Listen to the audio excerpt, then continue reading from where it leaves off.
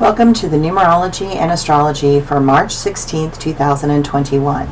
If you add all those numbers together, you get the number 15, and if you add the 1 and the 5 together, you get the number 6. The number 6 invites us to visit that still and quiet place within. It asks us to seek the higher places in our soul that need attention. Pay attention to that spiritual side of our soul helps to make better decisions that have more compassion. Intend to do good things for others and show care and concern for anyone suffering. The number 6 is associated with Saint Hildegard, and she was an outstanding musician and composer. Perhaps today would be a good day to listen to uplifting music that inspires our best self to emerge. This could be a great way to spend the day. I personally like to have music going softly in the background to set a mood, and then it helps direct my mind and intention forward. Sitting in stillness and allowing the free flow of thought to dissipate is a perfect way to allow more insight to open. The astrology today. The moon is in the energetic sign of Aries till early morning, then it goes into the steady and comfort-driven sign of Taurus. I know that many of us might want a bit of our old routine to surface. Yeah, good luck with that. There has been so much change and it has been exhausting for everyone, and that cycle of doing and redoing is not remotely over anytime in the near future.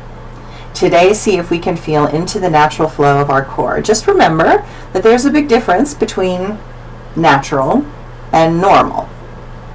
Natural is about the organic flow that allows our soul to operate at its highest and best vibration.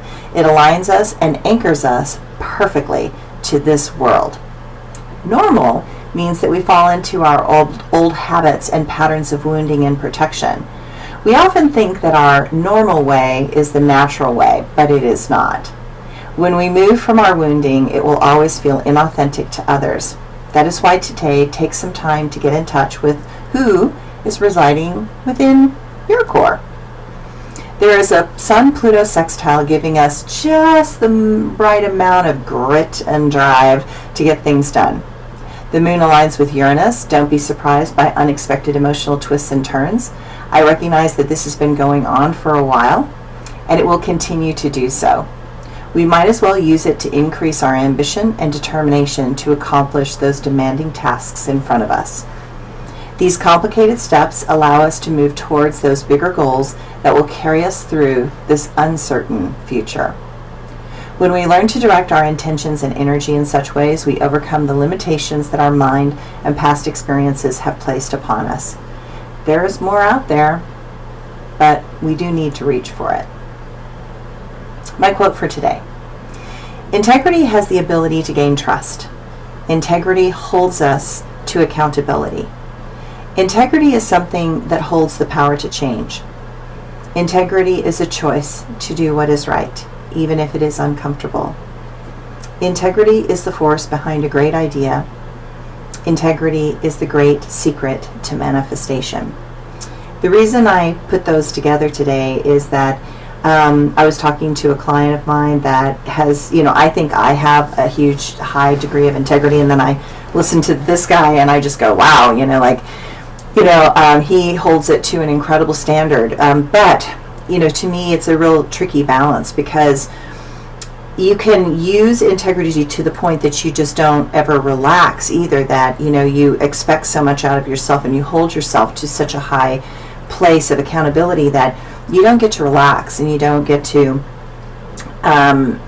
take a break from it all.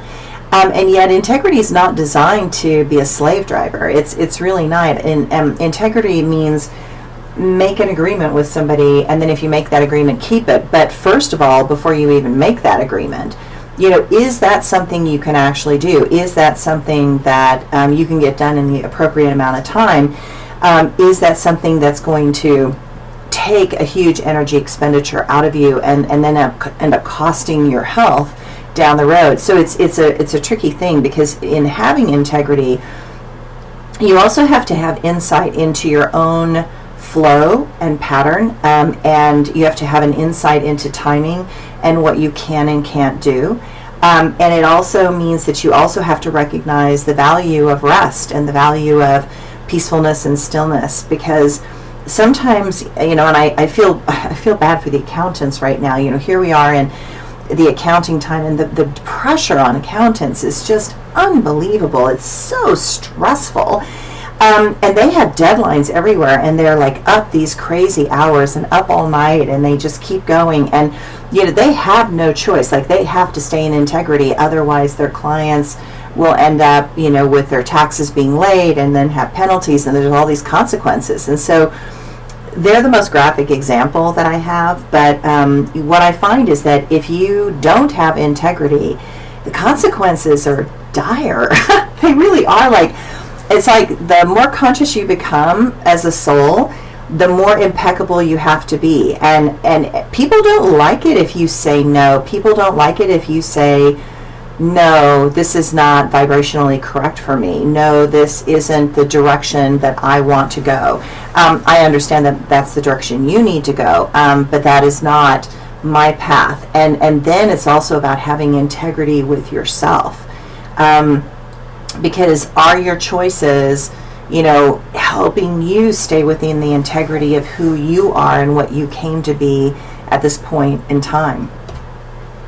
Okay, my blog for today.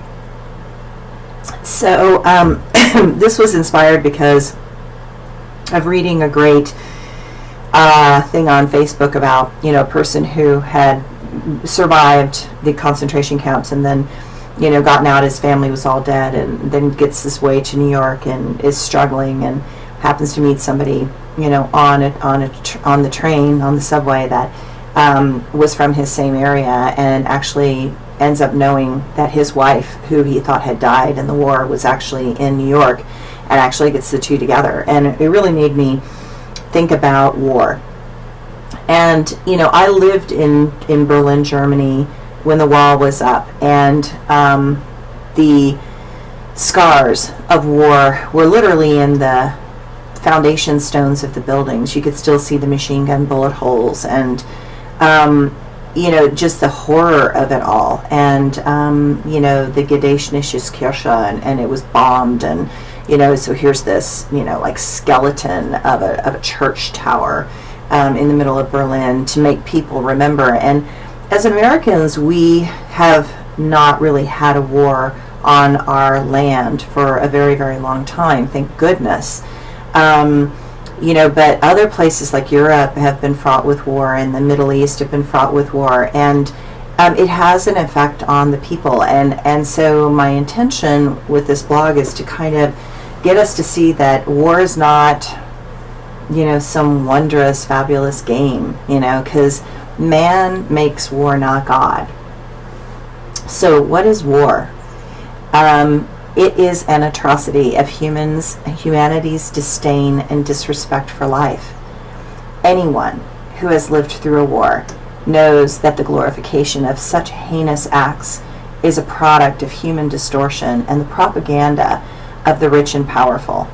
In truth, all conversations can be had. That does not mean those conversations are not tricky and stressful, but they are nothing compared to the energy expenditure of war. A conversation takes time, but the time and cost of war is beyond the obvious. It is a waste of resources, life, food, mental well-being, and habitat. In America, we have not lived in a country where our land was a battlefield in a very long time, so it's so easy to forget.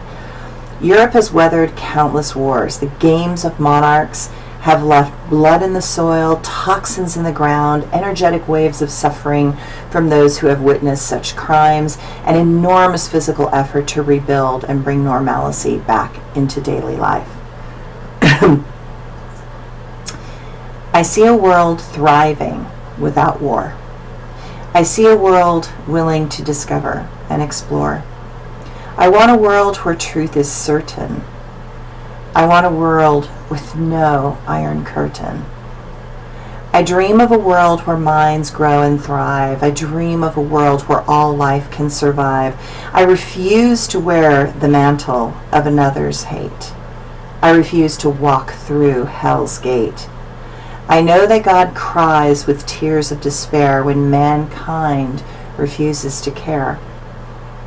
May the horror of humanity's past mature the minds of certain souls at last. Without the fear of destruction and pain, human potential can spiritually gain.